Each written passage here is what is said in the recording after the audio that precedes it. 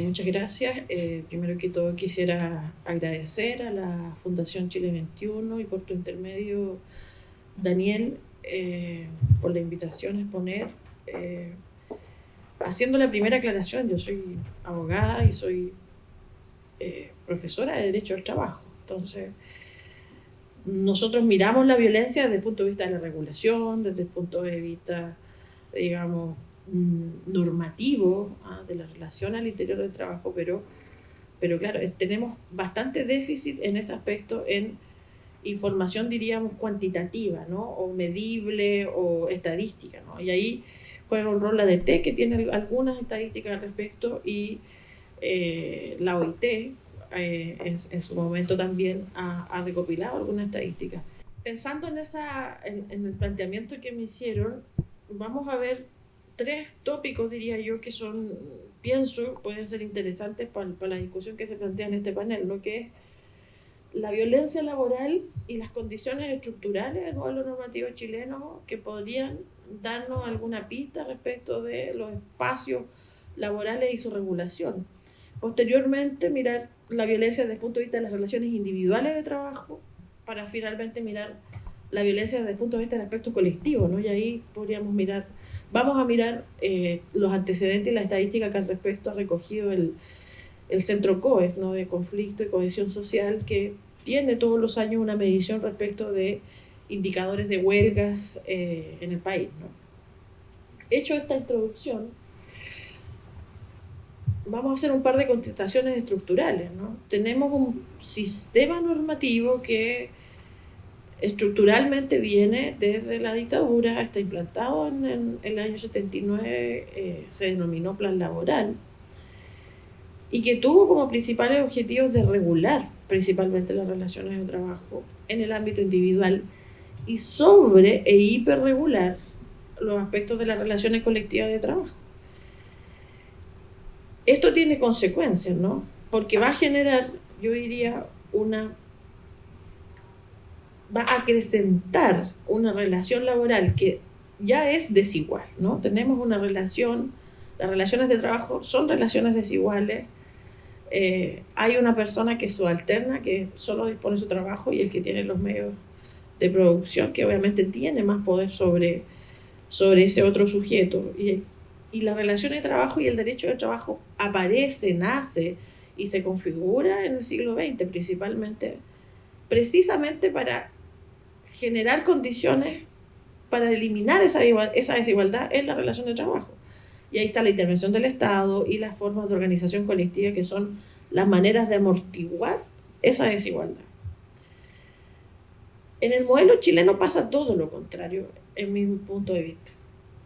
Lo que hace la norma es acrecentar la desigualdad, es sobredotar de poderes a la parte empleadora. ¿Qué tiene que ver eso con la violencia? Yo pienso que son factores estructurales, ¿no? Que pueden permitir, si yo doto de más poder a una relación donde hay ya naturalmente, podríamos decir, por la estructura del sistema de producción capitalista, bueno, puedo dar más espacios, ¿no?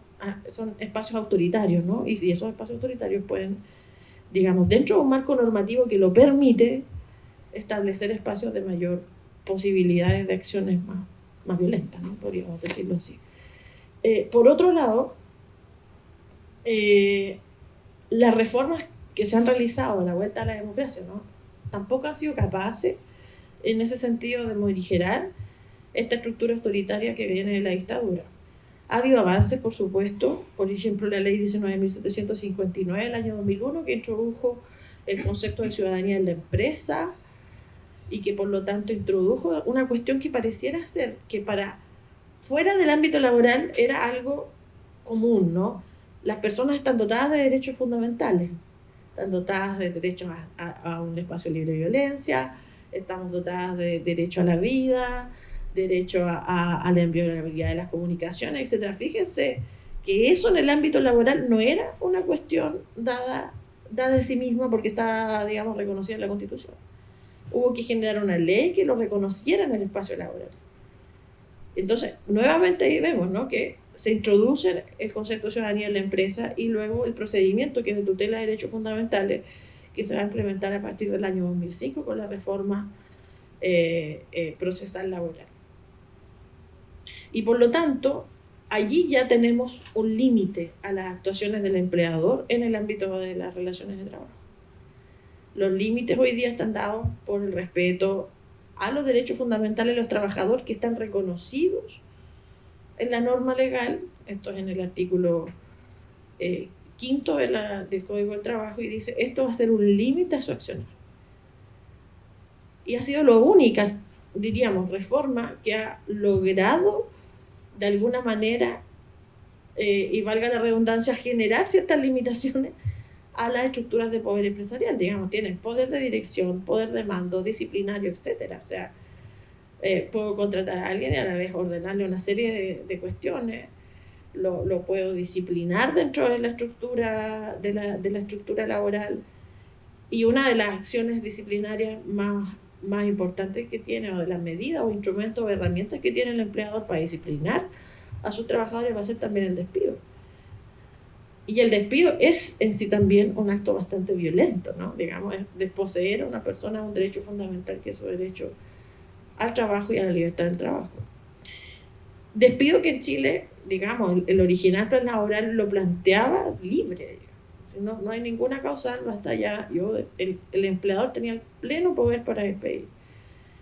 Eso se morigera, diríamos, en la vuelta a la democracia, y se introduce una causal económica, no se elimina el despido libre como regla general, va a quedar establecido sí en dos categorías, ¿no? Para los trabajadores que son de confianza del empleador, llámese gerente o estructuras corporativas, y para las empleadas de casa particular, ¿no? En ese ámbito aún se mantiene el libre despido, o desahucio le llaman la norma, pero se introduce la causal económica, ¿no? Que viene siendo la causal de necesidades de la empresa, y en ese aspecto es una causal, diríamos, buzón, ¿no? Residual. Todo puede ser una necesidad de la empresa, y por lo tanto se ha convertido en la causal más usada por los empleadores para despedir, y que va de alguna manera a encubrir otras cuestiones, ¿no? Entonces tenemos además un sistema normativo que va a permitir en ese aspecto inestabilidad laboral, ¿no? Y va a permitir también, y al no haber mecanismos de protección al empleo, va a permitir también empleos, diríamos, o categorizados como precarios, ¿no? Y ahí están las cifras, por ejemplo, de que tenemos altas tasas de informalidad laboral, que van hasta alrededor del 30%, pero dentro de los que están formales laborales hay también altas tasas de empleos a tiempo parcial, altas tasas de empleos, diríamos, no indefinidos, ¿no? O no fijos, ¿no? Es decir, con alta rotación de labor. Y por lo tanto, en el otro lado, al controlar al sujeto colectivo e impedir también, por ejemplo, niveles de cobertura a la negociación colectiva que sean más extendidos, no tenemos instrumentos dentro de la relación laboral para distribuir la riqueza, ¿no? Que uno de los principales elementos va a ser la negociación colectiva.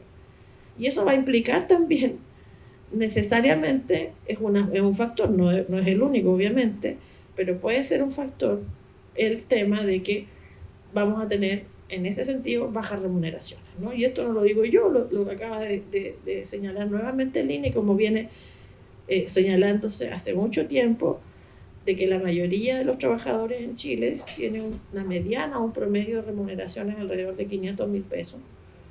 Y por lo tanto, fíjense ustedes, no es mucho más que el sueldo, que el mínimo, digamos. Y por lo tanto, eso se debe a condiciones estructurales, ¿no? No hay ningún incentivo por la parte empleadora a remunerar más en ese sentido, y eso se ve reflejado en las estadísticas. Y por otra parte, no hay mecanismos potentes, diríamos, no hay forma de organización sindical que puedan acumular poder para generar un equilibrio en esa relación. Bueno, hecho este marco, ¿no? ¿Qué pasó con la pandemia en ese aspecto? Yo diría que la pandemia, desde el punto de vista normativo, por parte de las autoridades en su momento, sirvió como excusa para desregular y continuar el camino de la desregulación, ¿no? Ahí tenemos la ley de teletrabajo por un lado, y la ley que va a reconocer a los trabajadores que trabajan para plataformas digitales, a propósito del índice de criminalidad y las plataformas digitales y las nuevas formas de cometer delitos a través de estas plataformas.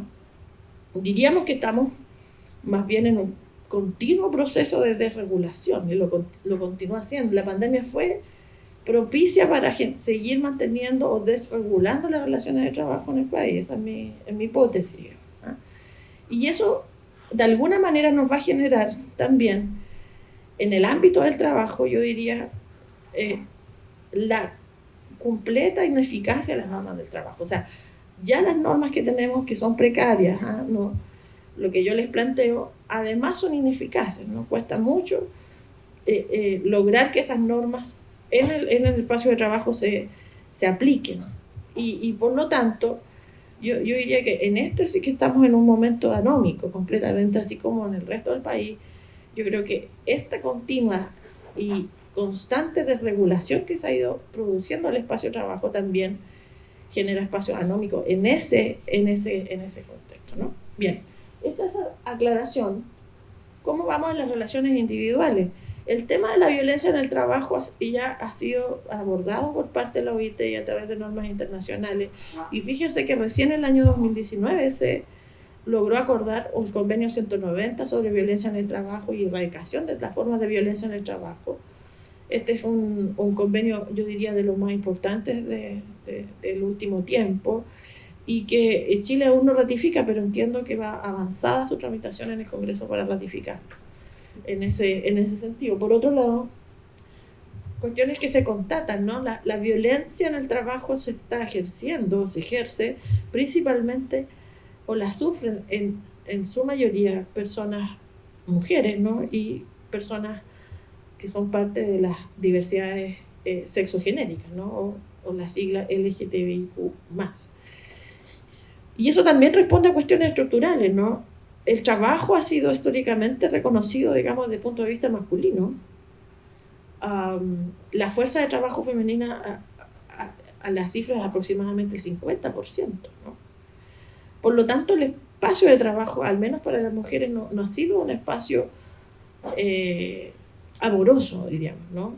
Respetuoso, sino que es un espacio en disputa, hay un espacio donde todavía pareciera ser que hay ajenidad respecto de las personas, de las mujeres, ¿no? en estos espacios. Y eso se constata también en los indicadores de violencia. Hago una encuesta que se hizo, la encuesta nacional de acoso sexual, laboral y maltrato del 2021, donde participó la Facultad de Economía, y ahí hay algunas estadísticas, ¿no? Un 21% de las mujeres y un 26% de los hombres han recibido mails o mensajes, por ejemplo, con insinuaciones sexuales, comentarios. A un 13% de las mujeres y a un 6% de hombres les han hecho sentir incómodos. A un 24% de las mujeres y un 9% de hombres les han hecho sentir incómodos en reuniones por broma por su apariencia física. A un 56% de mujeres y un 36% de hombres les han ocultado información, les han excluido reuniones. Esas son clásicas formas de acoso en el trabajo, ¿no? Excluir, no hacer partícipe. Un 32% de mujeres y un 20% de hombres les han atacado verbalmente.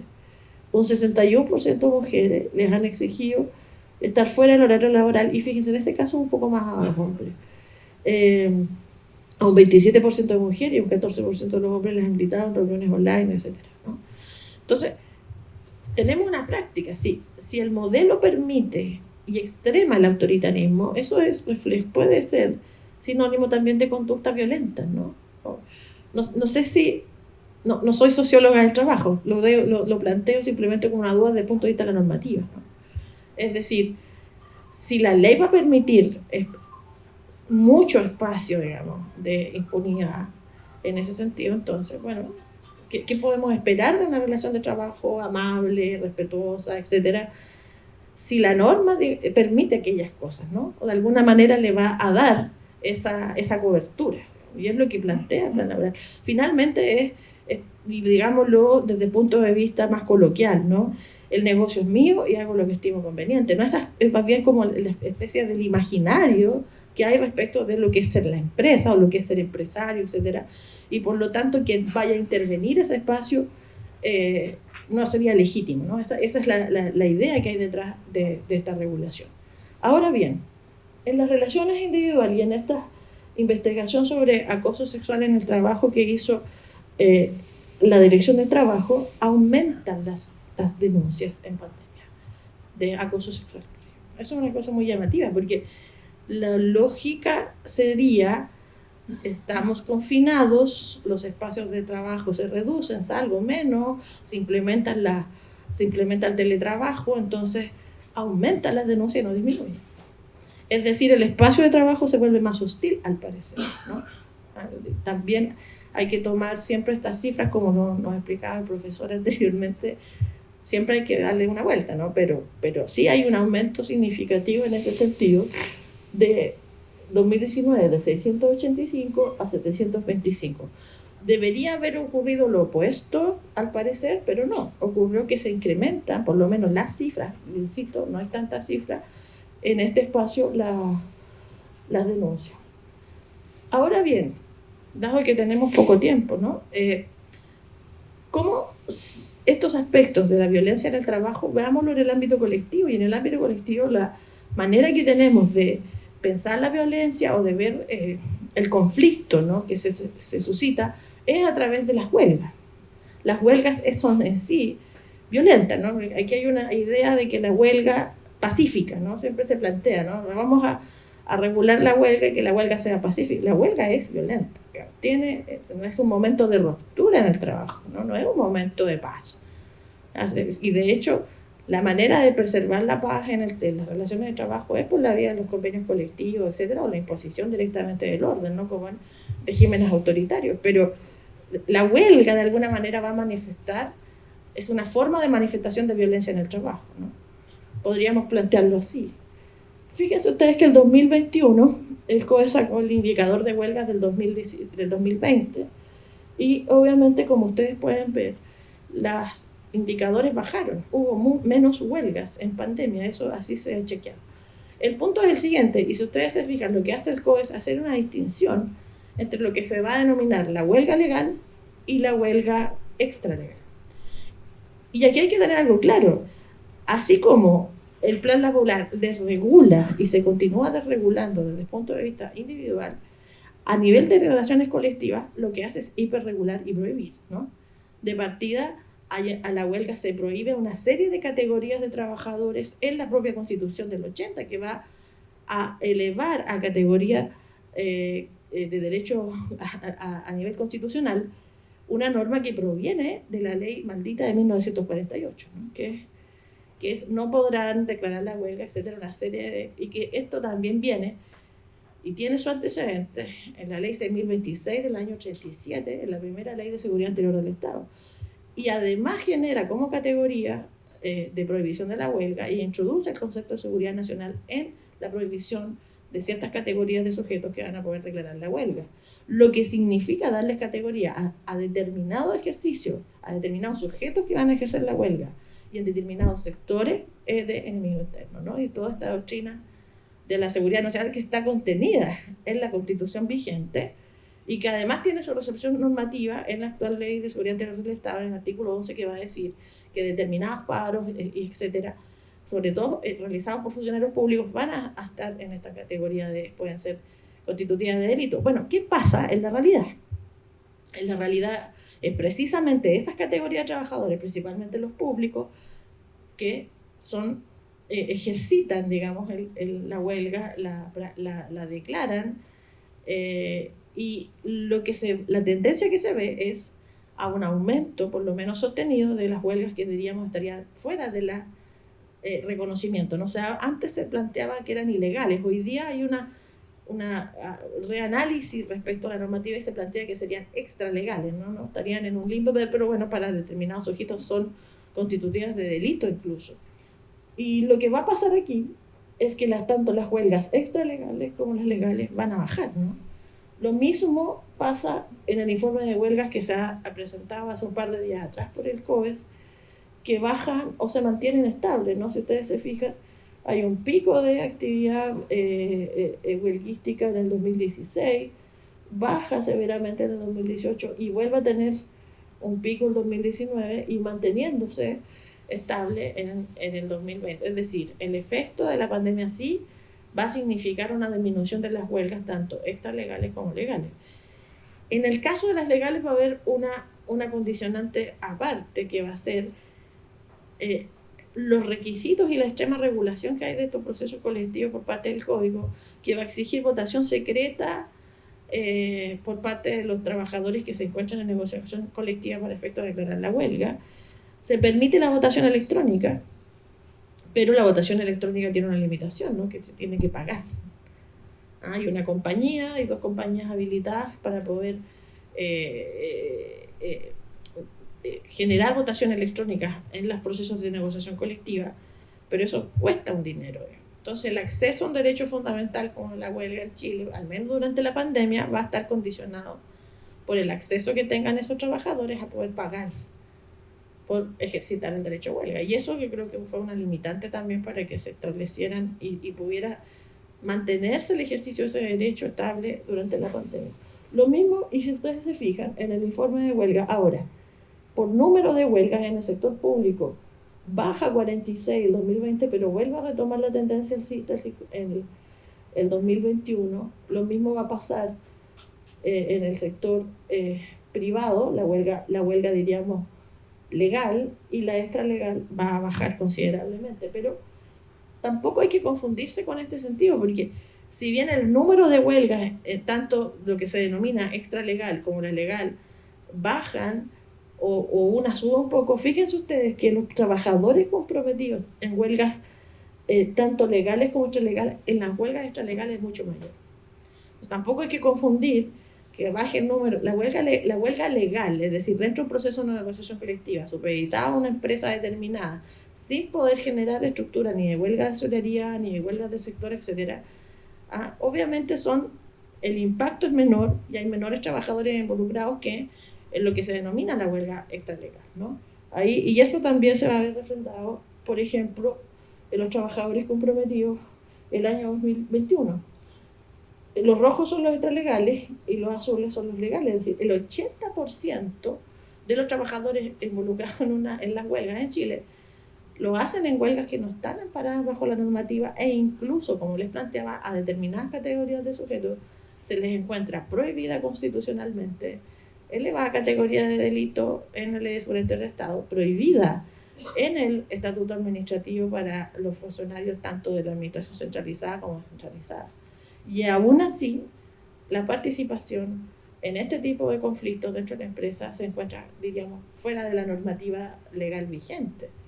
Y eso nos sigue también planteando, entonces, ahora desde el punto de vista del trabajo, ¿qué pasa con este modelo normativo que parece en un ámbito no llega a dar el cumplimiento de la ley y en otro es la completa anomia, como en este caso de las relaciones colectivas, ¿no? ¿Es un problema del modelo normativo? Yo tengo la impresión que en este caso sí. No sé si en el ámbito estrictamente delincuencial, no sé si me explico, ¿no? Son cuestiones distintas, pero en este caso sí que hay un desfase entre lo que está ocurriendo en la realidad y lo que el modelo normativo plantea, ¿no? Y eso yo diría que también tiene que ver con la deslegitimación y el vaciamiento de alguna manera de las estructuras normativas que vienen de la dictadura y la crítica que se le ha hecho a esa estructura. Bien. Los días de duración de huelga, esto también es muy interesante porque también se plantea respecto a la conflictividad, ¿no? Y se planteó bastante en el proceso constituyente, ¿no? Que la propuesta de nueva constitución iba a significar aumentar la conflictividad. Y si uno mira las estadísticas, por ejemplo, los días de duración de las huelgas, diríamos, extralegales, es decir, estas huelgas del sector, pensemos las huelgas de los portuarios, etcétera, los huelgas de los trabajadores subcontratistas de Codelco, de los contratistas de forestales, en promedio tienen menor duración. Porque como son huelgas, en realidad que le otorgan mayor poder de negociación a los que lo están planteando, van a tener menos duración. Versus, fíjense que la huelga legal, la que está reconocida en el código, tiene más plazo de duración, 12,4 días, y las huelgas del sector público tienen un promedio de 3 días de duración. Las cifras fíjense, se disminuye en 2021 el tiempo del privado extralegal, en lo público aumentan los días 5,2, pero ya en el privado legal sigue aumentando a 13 días. Entonces tenemos que las huelgas que están reguladas en el Código del Trabajo tienen mayor plazo de duración. ¿A qué se debe eso? Bueno, lo más probable es que tienen menos impacto en las decisiones de la empresa, ¿no? En cambio, las huelgas que tienen menos duración, uno podría inferir que de alguna manera van a tener más impacto y van a promover mayores posibilidades de acuerdo. Entonces, a largo plazo, reconocer o ampliar los derechos de los trabajadores en este aspecto va a darles mayor poder negociador y a la vez bajar el nivel de conflictividad en la empresa. Una cosa bien y que tiene mucho sentido, ¿no? Se ha construido un indicador al respecto sobre regulación laxa de la huelga o regulación autoritaria de la huelga por parte del profesor Rodrigo Medel, que también es parte del COE, que así también ha ido construyendo ese índice, y en ese indicador se plantea lo que yo les estoy diciendo, ¿no? Es decir, a países que tienen quizás regulaciones mucho más liberales en aspectos colectivos, los niveles de conflictividad son bastante bajos. A contrario censo, pareciera ser que países que hiperregulan esta situación, los niveles de conflictividad se mantienen altos, ¿no? Entonces, la pregunta ¿es un problema de la regulación? Ahí pareciera ser que no. Pareciera ser que tiene que ver con un problema de estructuras laborales. En el caso chileno, claro, en esos países donde la regulación es más liberal en el ámbito colectivo, sí que es más restrictiva en el ámbito individual. Hay más protección a nivel individual. En cambio, en Chile lo que hay es al revés, ¿no? Tenemos más desregulación a nivel individual y hiperregulación a nivel colectivo. Si desregulo a nivel colectivo, claro, podría provocarse un efecto distinto, pero no tenemos esa ecuación, o el indicador no se ha construido en base a ese tipo de ecuación, ¿no? Bueno, aquí lo dejo para que podamos dar paso al debate. Espero que les haya sido de su interés la exposición.